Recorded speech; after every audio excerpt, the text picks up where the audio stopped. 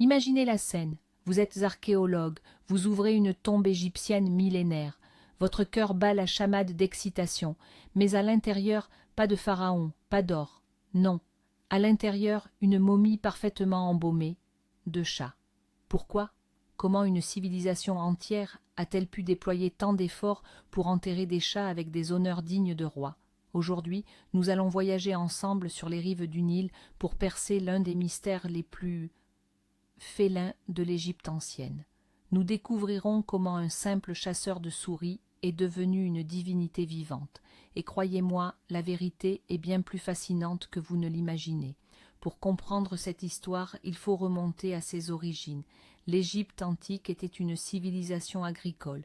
Sa vie et sa prospérité dépendaient entièrement des récoltes de céréales. Or, les céréales avaient des ennemis redoutables, les souris et les rats, capables de dévaster des greniers entiers. Et c'est là que notre protagoniste entre en scène, petit, agile, prédateur et incroyablement efficace, le chat. Au départ, ce n'était qu'une alliance mutuellement bénéfique. Les chats trouvaient une source de nourriture facile et les Égyptiens la protection de leurs denrées. Mais très vite, tout a changé. Alors, reprenons les choses dans l'ordre pour comprendre comment le chat est passé de simple chasseur de souris à divinité. Notre point de départ, son rôle de protecteur indispensable. Imaginez la vie dans l'Égypte ancienne. Toute la civilisation s'est construite autour du Nil et de ses récoltes. La richesse principale n'était ni l'or ni les bijoux, mais le grain. Il était stocké dans d'immenses greniers, nourrissait tout le pays et constituait la base de l'économie. Mais cette richesse avait des ennemis impitoyables, des hordes de souris et de rats capables de détruire les réserves d'une année entière, et aussi des serpents venimeux qui aimaient également s'installer dans ces greniers chauds. Et c'est à ce moment-là qu'entre en scène notre petit prédateur, certes mignon et poilu, mais incroyablement efficace. Initialement, c'était une alliance purement pragmatique. Les chats ne sont pas venus vers les humains pour des caresses, mais pour des proies faciles. Et les hommes ont vite compris que cet animal était le meilleur gardien imaginable. Le chat ne se contentait pas de chasser les souris, il protégeait la vie et le bien-être de chaque famille. Il était un bouclier vivant se dressant entre les Égyptiens et la famine, et ce statut de protecteur inestimable fut la première pierre posée sur le chemin de sa future divinisation. Mais très vite la simple utilité ne suffit plus. Les Égyptiens, peuple très observateur, virent dans les chats bien plus qu'une simple machine à tuer les rongeurs. Ils admiraient leur grâce. Chaque mouvement était calculé, fluide et silencieux, tel un ballet. Ils appréciaient leur caractère indépendant. Contrairement au chien, le chat n'était pas un serviteur, mais plutôt un partenaire à part entière, choisissant lui-même s'il voulait ou non partager la vie des hommes. Et bien sûr, la dévotion maternelle des chattes les émerveillait. Cette façon féroce et tendre dont une mère chatte protégeait ses petits devint pour les Égyptiens le symbole parfait de la protection du foyer et de la famille. Leur propreté, leur regard énigmatique, leur chasse nocturne et silencieuse. Tous ces traits les élevaient bien au-dessus des autres animaux. On ne voyait plus en elles de simples bêtes, mais l'incarnation même de qualités idéales. Et cette admiration fut le second pas vers leur statut divin. Mais voici l'un des faits les plus fascinants concernant la domestication des chats. Contrairement aux chiens, que l'homme a, pendant des millénaires, délibérément dressés, élevés et soumis à sa volonté, l'histoire avec les chats est tout autre. En réalité, les chats se sont domestiqués eux-mêmes. Ce n'est pas l'homme qui a ramené l'animal sauvage dans son foyer. C'est l'animal sauvage lui-même qui a décidé que vivre aux côtés des humains était diablement avantageux. Pensez-y, les greniers égyptiens, regorgeant de céréales, étaient un véritable paradis pour les souris et les rats. Et là où il y a une abondance de rongeurs, il y a un festin tout préparé pour un prédateur. Les chats sont simplement venus profiter de ce banquet. Les humains y ont vu des gardiens gratuits et incroyablement efficaces, et n'ont pas cherché à les chasser. C'est ainsi que cette alliance unique s'est forgée. Ce n'était pas une soumission, mais une véritable coopération. Et ce statut de partenaire indépendant, qui avait choisi l'homme et non l'inverse, conférait au chat une aura toute particulière aux yeux des anciens Égyptiens. Il n'était pas un esclave, mais un allié. C'est ainsi que ses qualités uniques, son instinct maternel protecteur, sa grâce féline, sa redoutable efficacité à la chasse, commencèrent peu à peu à être perçus comme l'expression de forces divines. Pour les Égyptiens, le monde n'était que le reflet d'un ordre divin, et chaque créature animale était porteuse d'une étincelle des dieux. Dans la chatte-mère, veillant jalousement sur sa progéniture, il discernait le symbole protecteur du foyer et de la fertilité.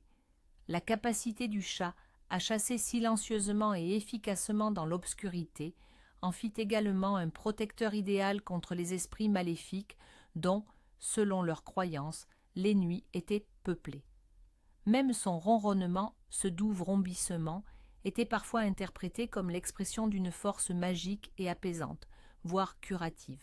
Le chat devint un véritable amulette vivant, un porte-bonheur dont la seule présence chassait le mal et garantissait la paix et la sérénité du foyer.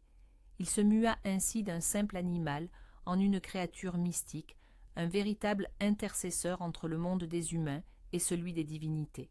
Ce passage de la simple utilité pratique à une profonde symbolique spirituelle marqua une étape cruciale. Et c'est alors qu'entre en scène l'une des déesses les plus célèbres du panthéon égyptien, Baste ou Bastée. À l'origine, c'était une divinité plutôt redoutable. Elle était représentée sous la forme d'une lionne et incarnait la force solaire ardente et dévastatrice, la guerre et la vengeance. Elle était la protectrice du pharaon et la déesse de la Basse-Égypte. Cependant, au fil du temps, à mesure que le chat gagnait en popularité dans les foyers égyptiens, l'image de la déesse commença à évoluer.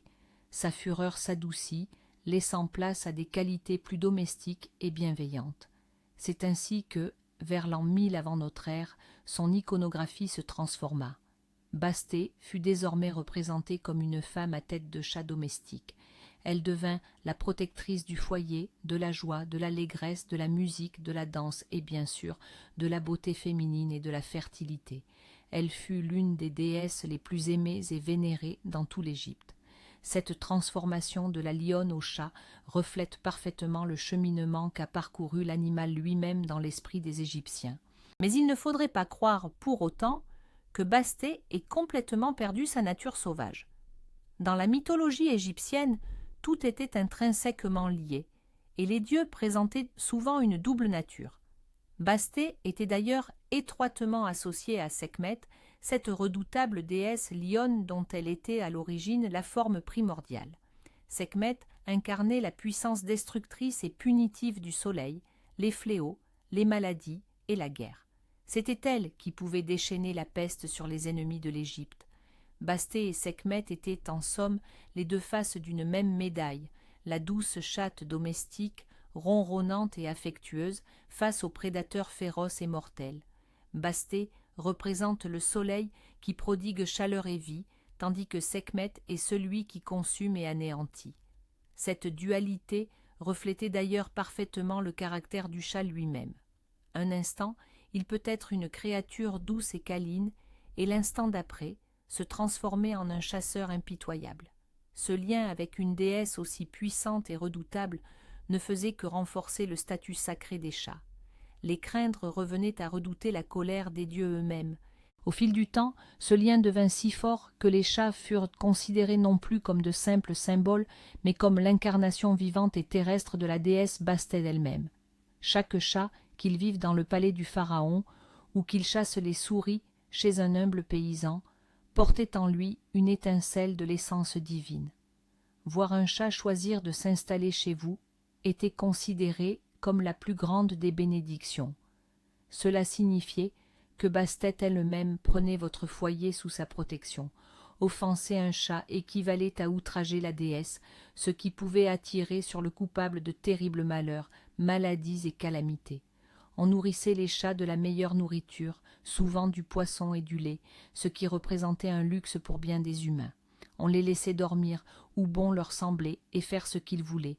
De fait, la maison d'un Égyptien devenait un temple et le chat une véritable icône vivante.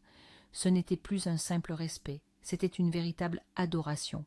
Une telle dévotion ne pouvait qu'avoir un impact profond sur la législation. Le culte des chats prit une telle ampleur que leur protection fut officialisée au niveau de l'État. Des lois d'une extrême rigueur furent instaurées, protégeant la vie et le bien-être de ces animaux sacrés. La plus célèbre et la plus choquante d'entre elles fut la loi instituant la peine de mort pour le meurtre d'un chat. Que l'acte soit intentionnel ou accidentel, peu importait. L'historien grec Hérodote, lors de sa visite en Égypte, décrivit un incident dont il fut personnellement témoin. Un soldat romain tua accidentellement un félin, et une foule enragée, ignorant les ordres du pharaon qui tentait de calmer le peuple, mit littéralement ce soldat en pièces sur place. Hérodote rapporta également qu'en cas d'incendie, les Égyptiens se précipitaient en priorité pour sauver les chats des flammes, oubliant souvent leurs propres biens et même leur sécurité personnelle. Pour eux, la perte d'un foyer était une moindre tragédie que la mort d'un animal sacré.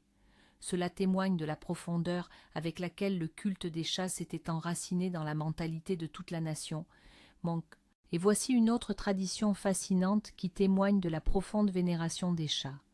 Lorsqu'un chat domestique mourait dans une famille égyptienne, c'était une véritable tragédie. S'ensuivait alors une période de deuil intense. Pour manifester leur chagrin, tous les membres de la famille, des plus jeunes aux plus âgés, accomplissaient un rituel singulier. Ils se rasaient les sourcils. Ce signe était visible de tous. En croisant un Égyptien sans sourcils dans la rue, on comprenait immédiatement qu'un malheur était survenu chez lui. Il avait perdu son chat. Ce deuil pouvait durer plusieurs semaines, le temps que les sourcils repoussent. Cette coutume peut nous sembler étrange, mais pour les Égyptiens, elle revêtait une signification profonde. Il ne s'agissait pas d'un simple rituel formel, mais d'une expression sincère de tristesse et de respect envers une créature qu'ils considéraient comme un membre de leur famille et un messager des dieux. La perte d'un chat équivalait à la perte d'une protection divine, et les sourcils rasés étaient la manifestation visible de ce vide intérieur.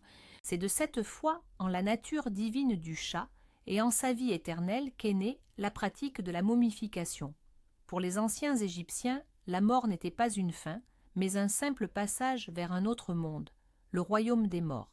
Et pour que l'âme, qu'ils nommaient le Ka, puisse vivre éternellement, il était impératif de préserver son enveloppe terrestre, le corps. C'est précisément à cela que servait la momification. Initialement, cette procédure complexe et coûteuse n'était accessible qu'aux pharaons et à la haute noblesse. Mais avec le développement du culte des chats, les Égyptiens en vinrent à croire que leurs fidèles compagnons à fourrure méritaient eux aussi la vie éternelle. Ils étaient convaincus qu'en préservant le corps du chat, ils lui assureraient une existence confortable dans l'au-delà. Plus encore, ils espéraient qu'en retour, par gratitude, le chat continuerait à veiller sur leur famille, même après la mort, devenant ainsi leur protecteur éternel auprès de la déesse Basté. C'est ainsi que la momification des chats devint un phénomène de masse, accessible non seulement aux riches, mais aussi aux gens du peuple, prêts à dépenser leurs dernières économies pour offrir une sépulture digne à leur animal de compagnie et l'accompagner vers l'éternité. Mais quelle était l'ampleur réelle de ce culte? Les mots peinent à le décrire, les découvertes archéologiques étant bien plus éloquentes. Les chercheurs ont mis au jour de véritables cités des morts, des nécropoles gigantesques entièrement dédiées à l'inhumation des chats. Imaginez des catacombes souterraines s'étendant sur des kilomètres, toutes leurs niches, du sol au plafond, remplies de momies de chats. Les sites funéraires les plus célèbres de ce type ont été découverts à Boubastis, qui était le centre névralgique du culte de la déesse Basté, et à Saqqara. À Boubastis, on estime que plusieurs centaines de milliers de chats y ont été inhumés.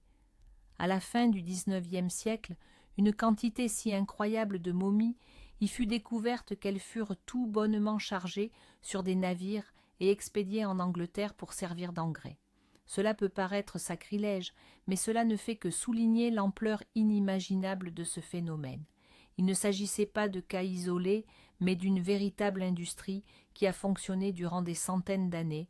Mais comment se déroulait concrètement le processus d'embaumement? Étonnamment, il ressemblait beaucoup à celui utilisé pour les humains, bien qu'il fût une version légèrement simplifiée. Pour stopper la décomposition, on retirait d'abord les organes internes de l'animal par de petites incisions. Ensuite, le corps était entièrement déshydraté, en le plaçant durant plusieurs semaines dans un sel spécial, le natron. Une fois le corps asséché, ces cavités pouvaient être remplies de lin ou de sable pour lui conserver sa forme. L'étape finale était l'emmaillotage. La momie était soigneusement enveloppée dans des dizaines de mètres de bandelettes de lin, souvent imprégnées de résine. Parfois, des amulettes magiques étaient placées entre les couches de tissu pour assurer une protection dans l'au-delà. Les momies les plus précieuses recevaient même des masques cartonnage peint ornés d'un museau de chat, et leur corps était déposé dans un sarcophage en bois, voire en bronze. Tout cela témoigne de l'immense sérieux et du profond respect avec lesquels les Égyptiens abordaient ce processus. Démystifions maintenant un mythe très populaire et séduisant. Face à cette profusion de momies, il est facile d'imaginer que ces centaines de milliers de félins momifiés étaient d'adorables animaux de compagnie, ayant mené une longue et heureuse vie, avant d'être inhumés avec tous les honneurs par leur maître dévoué. Certes, certains chats ont eu ce privilège, surtout au début de cette pratique, mais la vérité, révélée par les recherches modernes, s'avère bien plus sombre et pragmatique. La plupart des momies félines découvertes dans les nécropoles n'appartenaient pas du tout à de simples animaux de compagnie. Ici, l'histoire prend un tournant complètement différent, bien plus sinistre. L'image idyllique d'un amour universel pour les chats commence à se fissurer lorsque nous découvrons l'envers du décor de ce culte grandiose. Il apparaît que cette vénération avait une facette sombre et cruelle. En réalité, il existait de véritables fermes rattachées au temple, où les chats étaient élevés spécifiquement pour des usages rituels. Ces fermes fonctionnaient en fait comme de véritables chaînes de production d'animaux sacrés. La ville de Bubastis, centre névralgique du culte de Basté, attirait chaque année des centaines de milliers de pèlerins venus de tout l'Égypte, et chaque fidèle se faisait un devoir de faire une offrande à la déesse. Quel meilleur présent pour la déesse féline que le chat lui-même. Les prêtres des temples comprirent rapidement que c'était une véritable mine d'or. Ils mirent alors en place un élevage massif de chatons. Les pèlerins leur achetaient un chat vivant ou une momie déjà préparée qu'ils offraient ensuite au temple. C'était un commerce colossal et extrêmement lucratif. L'amour et la foi de millions de personnes firent naître toute une industrie, bâtie sur la vie et la mort de ces animaux sacrés. En somme, le chat devint une marchandise, fût-elle divine. Les technologies modernes nous ont permis de percer les secrets de ces antiques momies sans les endommager. Grâce aux rayons X et à la tomographie assistée par ordinateur, les scientifiques ont pu examiner des milliers de momies de chats, et les résultats de ces investigations se sont avérés pour le moins choquants. La grande majorité des félins étudiés étaient très jeunes. La plupart avaient entre 2 et 4 mois. Rares étaient ceux qui atteignaient l'âge d'1 an. Plus troublant encore, les scans ont révélé la cause de leur décès. De nombreux chats présentaient des vertèbres cervicales brisées. Il ne s'agissait pas de sacrifices rituels cruels. Ils étaient simplement saisis et on leur tordait le cou, rapidement, efficacement et à grande échelle. C'était une véritable production de masse. Certaines momies se sont même avérées être des contrefaçons. À l'intérieur des bandelettes ne se trouvaient que quelques os, voire de simples chiffons. Les prêtres ne reculaient pas devant la tromperie, vendant aux pèlerins de simples enveloppes vides. Cette effroyable vérité bouleverse entièrement notre compréhension du culte de Basté. Malgré cette facette plus sombre, les chats ont véritablement investi toutes les sphères de l'art et de la vie quotidienne égyptienne. Leurs images étaient omniprésentes. Sur les fresques ornant les tombes des dignitaires, on voyait des chats blottis sous les sièges de leurs maîtres, symbolisant ainsi leur rôle de protecteurs et de compagnons, même dans l'au-delà. Ils étaient également dépeints en pleine chasse aux oiseaux dans les roseaux du Nil, mettant en lumière leurs instincts de prédateurs. Les archéologues ont mis au jour d'innombrables statuettes de chats, réalisées en bronze, en pierre ou en faïence. Celles-ci servaient d'offrandes votives dans les temples ou de talismans protecteurs dans les foyers. Les effigies de chats ornaient aussi le mobilier, les miroirs, les instruments de musique et, bien entendu, les parures et les bijoux. Porter un talisman félin, c'était s'assurer la bienveillance de Basté, obtenir une protection contre le mal et attirer dans sa vie la joie et la fertilité. Plus qu'un simple animal, le chat était une partie intégrante du code culturel de l'Égypte ancienne. Il est crucial de comprendre que, malgré leur nature divine, les chats n'étaient pas de simples idoles impersonnelles vénérées de loin. Ils étaient de véritables compagnons et des membres à part entière de la famille. En témoignent les nombreuses représentations de leur vie quotidienne. Sur les fresques, on voit les maîtres caresser leurs chats, jouer avec eux. Souvent, un nom personnel était donné aux chats, comme Nejem, signifiant la douce ou l'agréable. Il existe même des papyrus avec des dessins satiriques où les chats sont représentés dans des rôles humains, par exemple une chatte servante servant une souris maîtresse. Cela montre que les Égyptiens appréciaient non seulement le statut sacré des chats, mais aussi leur caractère joueur et vif. Ils voyaient en eux des personnalités et non de simples réceptacles divins. Cette affection chaleureuse et personnelle coexistait avec un culte religieux parfois vaste et cruel. Comment expliquer alors le déclin de cette vénération incroyable, qui a perduré pendant près de 2 millénaires? La fin de l'Égypte antique, telle qu'elle avait existé pendant des millénaires, sonna le glas du culte félin. L'Égypte fut d'abord conquise par les Perses, puis par les Grecs sous le commandement d'Alexandre le Grand, et enfin, en 30 avant J.C., elle devint une province de l'Empire romain. Chaque nouveau souverain apportait avec lui ses lois, ses traditions et ses propres divinités. Bien que les Romains fussent tolérants envers de nombreuses croyances locales, le culte des animaux leur semblait barbare et pour le moins singulier. Puis, ce fut l'avènement du christianisme.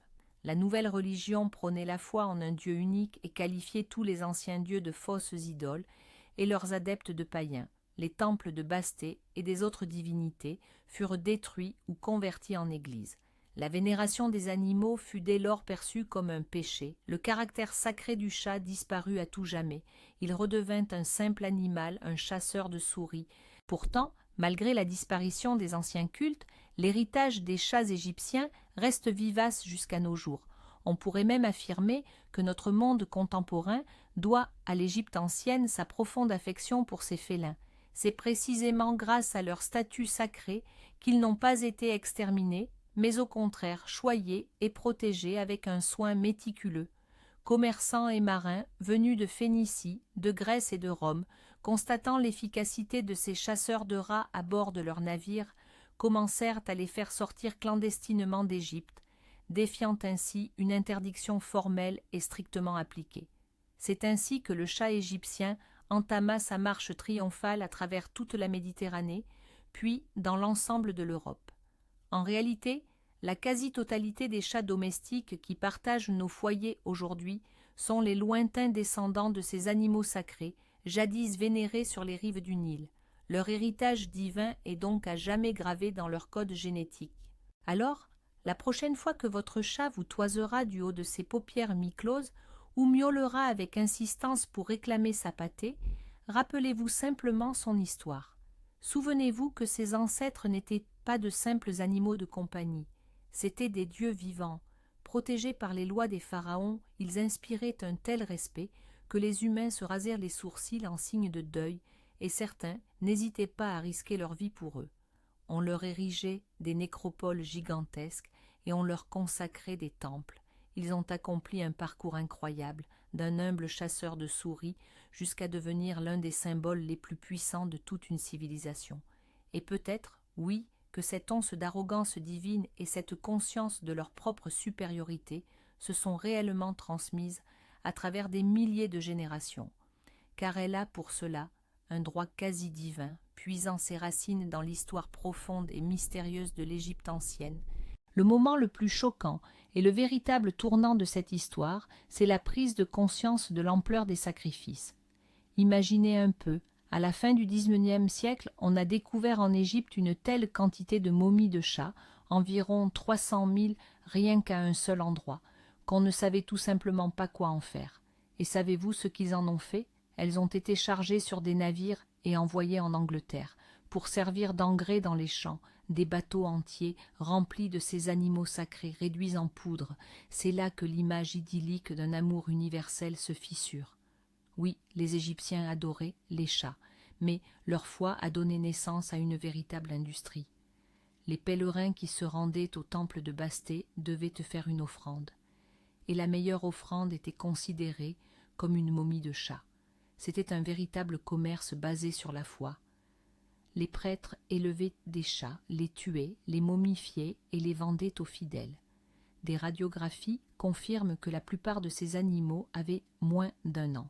C'était une chaîne de production de sacrifices et non un simple hommage à des animaux de compagnie adorés. Cette découverte a contraint les historiens à reconsidérer entièrement la nature de ce culte. L'amour et la vénération allaient de pair avec la cruauté et le commerce. Un sacré revirement de situation, n'est-ce pas? Alors, qu'était le chat pour l'ancien Égyptien? Il était tout cela à la fois, un assistant pratique protégeant les récoltes, un membre affectueux de la famille, un symbole sacré de la déesse, et, comme nous le savons désormais, une victime de masse au nom de la foi. Cette histoire est bien plus complexe et nuancée qu'il n'y paraît au premier abord. Merci d'avoir regardé cette vidéo jusqu'au bout. Si ce voyage en Égypte ancienne vous a plu et que vous avez appris quelque chose de nouveau, n'oubliez pas de laisser un pouce bleu et de vous abonner à notre chaîne pour ne pas manquer d'autres mystères de l'histoire. Et maintenant, une question pour vous. Selon vous, la profonde foi des Égyptiens justifiait-elle un tel sacrifice animal de masse? Partagez votre avis dans les commentaires, ce serait très intéressant de vous lire.